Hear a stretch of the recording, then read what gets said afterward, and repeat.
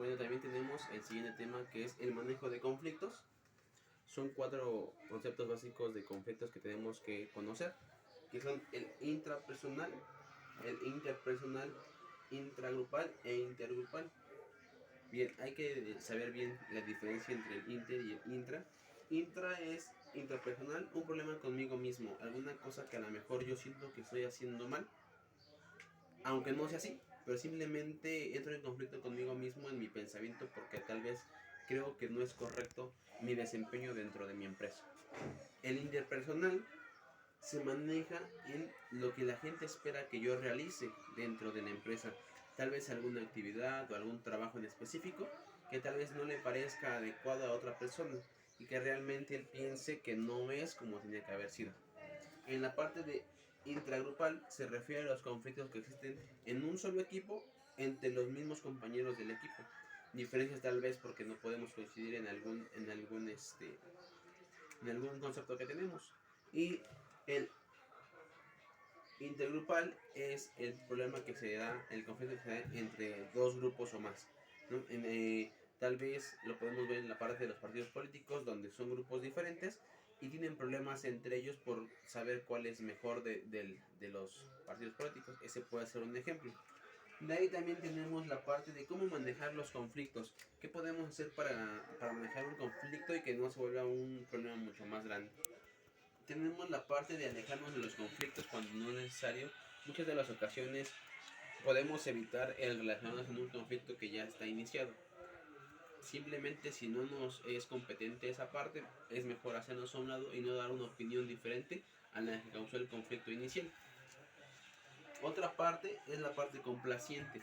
Muchas veces lo vemos en alguna tienda departamental. Cuando un cliente llega molesto, y entonces empieza a gritar y a decirnos de cosas, podemos ser un poquito complacientes en darle, digámoslo así, por su lado. Decirle, ¿sabe qué? Usted tiene razón, mire, disculpe, vamos a ver qué podemos hacer, a modo de que el cliente se tranquilice y le podamos dar una solución al conflicto que se inició. Otra parte es la parte de las concesiones. Eso en algunas ocasiones puede ser algún tipo de recompensa, por ejemplo, igual, con los clientes, cuando tienen algún problema, el ofrecerles, ¿sabe qué? Pues mire, lo podemos manejar en un costo. Vemos que algún producto tiene un costo, el cliente lo ve en un costo diferente y a la hora de que hacen el cobro resulta que no es el precio que el cliente buscaba o que había visto publicado. Entonces la parte de la confianza puede decir, sabe que mire, está mal, pero vamos a respetar el precio que usted vio.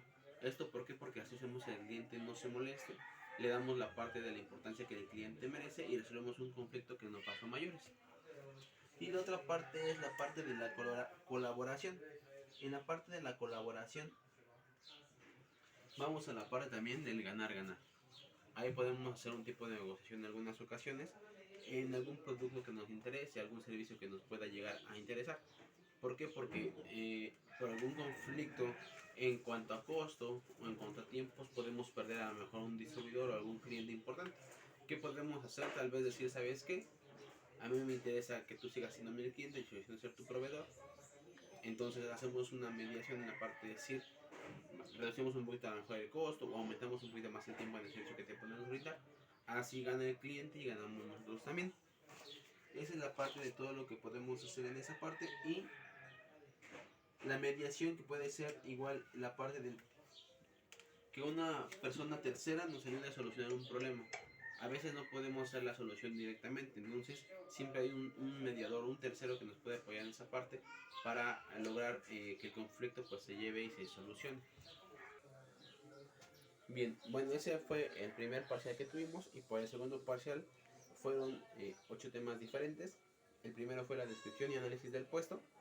En esta parte de la descripción y análisis del puesto, ¿qué es lo que vemos? La parte importante de qué es lo que necesitamos en nuestra empresa. Descripción es cuando sacamos una vacante, ¿qué necesitamos? Hay que checar la necesidad que tenemos dentro de la empresa. ¿Qué vacante o qué puesto necesitamos cubrir para que nuestra empresa siga funcionando correctamente? De ahí sacamos primero la necesidad para poder dar una descripción al que va a solicitar el trabajo. ¿Qué requisitos necesitamos que cumpla esa persona para que le podamos dar el empleo? Esas son las dos partes importantes que debemos tomar en cuenta durante de este tema, porque ya sabiendo qué necesidad tenemos y qué requisitos debemos de cubrir, nos es más fácil a la hora de poder contratar a una persona para esa área. Es importante también saber y poner los requisitos claramente, porque en muchas de las ocasiones, al no requisitar exactamente lo que necesitamos para el puesto, hacemos que a la hora de hacer una contratación pues aumente el número de personas que se interesan por el puesto. Entonces nada más perdemos tiempo. ¿Por qué? Porque llega mucha gente que no cumple con lo necesario, pero por no haberlo puesto adecuadamente a la hora de pedir los requisitos, llega gente que le falta a lo mejor escolaridad, a lo mejor le falta experiencia o no conoce sobre el puesto. Entonces por eso es que debe ser muy claro la parte de los requisitos que vamos a necesitar para esto. De ahí, el siguiente tema que vamos a checar o que vimos ahí es el reclutamiento del personal. ¿Cómo hacer para reclutar a un personal adecuado para nuestro puesto? Bien, ahora lo que veníamos a hacer, la parte de los requisitos. Saber qué es lo que vamos a utilizar. Si tenemos una parte como un gerente deportivo, debemos de saber que él debe de cubrir con una parte donde haya tenido una licenciatura en gerencia de empresas, que haya trabajado como gerente ya previamente en alguna empresa para que traiga la experiencia que necesitamos. O bien, si queremos que esta persona aprenda con nosotros, podemos manejar entonces un suplente para la gerencia o un auxiliar para la gerencia para que ahí tome experiencia con nosotros y pueda ir creciendo también. Entonces, ya que tenemos la parte de lo que vamos a ocupar, sacamos la convocatoria para el personal. Esta convocatoria debe ser concreta, clara, a modo de que las personas que lleguen cumplan con todos los requisitos y sea más mínima la selección de cada uno de ellos. ¿Cómo hacemos la selección? Bien, no podemos hacer diferencia en que sea hombre o mujer. ¿Por qué? Porque entonces haríamos una discriminación por género. No podemos manejar o pagarle más a una persona que a otra nada más por el género. A lo mejor puede haber una diferencia en costos dependiendo de ya la capacidad que tenga la persona trabajando, la experiencia que vaya manejando dentro de algunas empresas. Eso sí puede ser un punto para poder seleccionar algún candidato. También debemos de ver el temperamento y el carácter de cada uno de ellos. Ver de qué forma trabaja nuestra empresa y con qué gente contamos.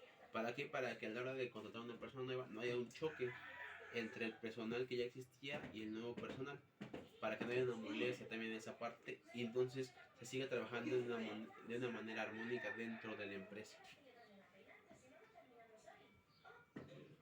El siguiente tema es la capacitación y el desarrollo del personal.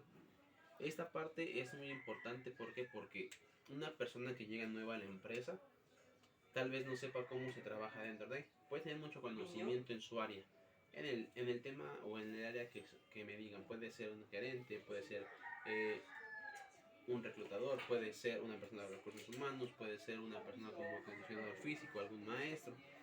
Y puede que sea muy bueno, pero si no conoce cómo se trabaja dentro de la empresa, si no sabe cómo se maneja dentro de la empresa, puede ser que su rendimiento no sea el mayor que pueda otorgarnos. Entonces de ahí que cuando se contrata a una persona nueva, lo primero es dar una capacitación. No tanto de cómo debe de hacer las cosas en general, sino de cómo se hacen dentro de la empresa, cómo se trabaja en grupos, en equipos y de qué forma se hace más fácil el trabajo. Lo que buscamos es que él nos dé su mayor rendimiento para que nuestra empresa siga creciendo en la parte de la calidad. Ahí es donde se da la parte de su capacitación, debe ser constante. Una vez que está trabajando, también se dan capacitaciones para seguir haciendo la mejora en cuanto a las labores del trabajo. Esta parte es importante porque así le podemos ofrecer pues, un crecimiento laboral, una parte de que se desarrolle dentro de nuestra empresa. Muchas veces las empresas te limitan a simplemente quedarte en un puesto. Muchas veces también por eso esas empresas tienen una rotación muy constante de personal. ¿Por qué? Porque no les permiten crecer, no les permiten desarrollarse en la parte de sus trabajos. Cuando nosotros les brindamos a nuestros trabajadores o colaboradores que puedan crecer dentro de la empresa, su desempeño se ve mucho mayor, elevado, a comparación de una empresa donde siempre están en el mismo punto. ¿Por qué? Porque no tienen mayor responsabilidad, pero tampoco tienen mayor ganancia, que es lo que muchas veces ellos buscan, el crecer económicamente también. Después de esto tenemos la evaluación y el desempeño. Pues como en todas las empresas tenemos que saber que si no hay una evaluación, no podríamos ver claramente cómo es que se va desempeñando el colaborador. Entonces aquí es evaluar a nuestros empleados para saber cómo va su desempeño. ¿Cómo hacemos las evaluaciones? Pues las podemos hacer de varias formas. Podemos evaluar semanalmente, mensualmente, sobre el trabajo que tiene que hacer. Cada una de sus actividades debe ser, al fin de cuentas, un proceso terminado. Eso nos va a dar un resultado al final cuando tenemos que nuestro servicio, nuestro producto se está vendiendo bien, se está vendiendo mal. Eso nos da un parámetro de cómo va el desempeño de cada uno de los colaboradores y en qué debemos de mejorar. Si vemos que hay alguna falla, podemos remediarlo con una capacitación.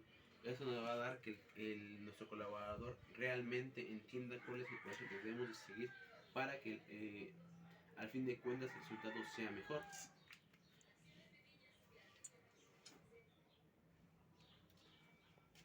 Bueno, estos son referentes a toda la parte de nuestra empresa. Ahora bien, vamos a ver el tema del currículum vitae.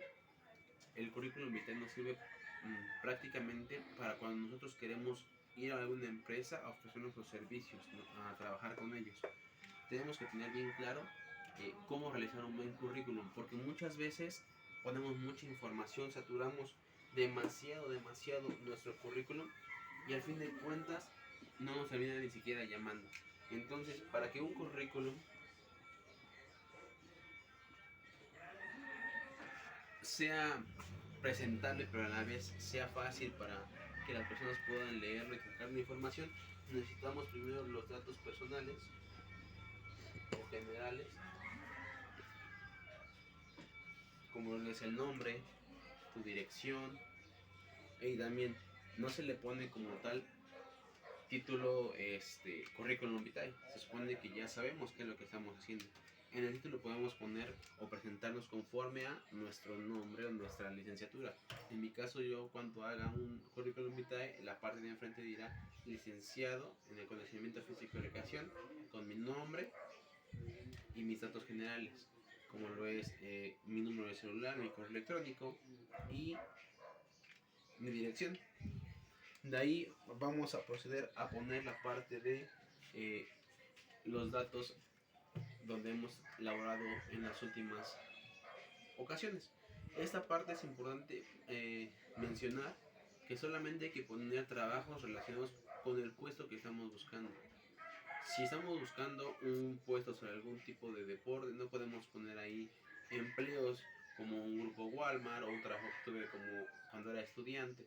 ¿Por qué? Porque no van relacionados con el puesto que estamos buscando, por lo cual se hace tedioso y además la gente ni siquiera termina de leer muchas veces tu currículum porque no es información que les sea importante. De ahí también ponemos la parte de nuestra formación académica, los estudios que tenemos, en mi caso la licenciatura en acondicionamiento físico y recreación. Bien, tampoco es necesario poner dónde estudiaste un kinder, dónde estudiaste tu primaria. ¿Por qué? Porque es una educación básica que la mayoría de nosotros para llegar a una licenciatura debemos de tener.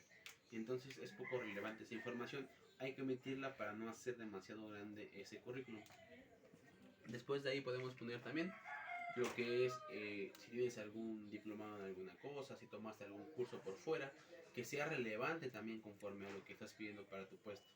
Y por último, podemos poner algunas cosas extras que sepamos hacer. Por ejemplo, si estás especializado tal vez acondicionamiento físico, pero para personas de la tercera edad, o con alguna discapacidad, o con alguna enfermedad crónica degenerativa, eso lo puedes clasificar en la parte de abajo. Es así como se hace un buen currículum vitae. Y bien, no debemos de pasarnos de 3 cuartillas a realizarlo. Debe ser siempre en un formato con letras claras, letra Arial de preferencia. Solamente utilizamos letras grandes con tamaño número 14 en lo que son los títulos y manejamos un número de letra 10, 11 en lo que es toda la información dentro de nuestro currículum. De ahí el tema que nos compete ahora es la parte de los clientes, la importancia que tiene un cliente y cómo reconocer a un cliente cuando lo tenemos de frente. Hay diferentes tipos de clientes. El cliente que es un cliente pasivo porque tal vez compra con nosotros pero lo hace de una manera no muy continuo. El cliente que es nada más, eh, sería un cliente que nada más es esporádico, de repente llega a pasar, a lo mejor tal vez porque iba por la zona y porque vio y pasa y compra. Entonces ese tipo de clientes lo podemos hacer clientes frecuentes cuando les damos una buena calidad. Puede ser que el lugar donde está consumiendo el producto o el servicio le quede lejos, pero cuando se da cuenta de la calidad del servicio que estamos ofreciendo, el cliente regresa contigo. Y también tenemos a la parte que es un consumidor. Ese tipo de clientes también son muy buenos clientes. ¿Por qué? Porque son consumidores muy eh, recurrentes. Entonces son clientes que también debemos de cuidar mucho. Siempre cada uno de los clientes debe ser importante, no hacer menos a ninguno de ellos. Esos son prácticamente todos los temas que se vieron durante los 2 cuatrimestres de la licenciatura, bueno, de la materia. Y por el momento sería todo para mi video. Voy a dejar algunos comentarios que puedan poner abajo sobre el video, a lo mejor alguna información que les pueda brindar más, me la pueden comentar y con gusto les puedo apoyar. Gracias.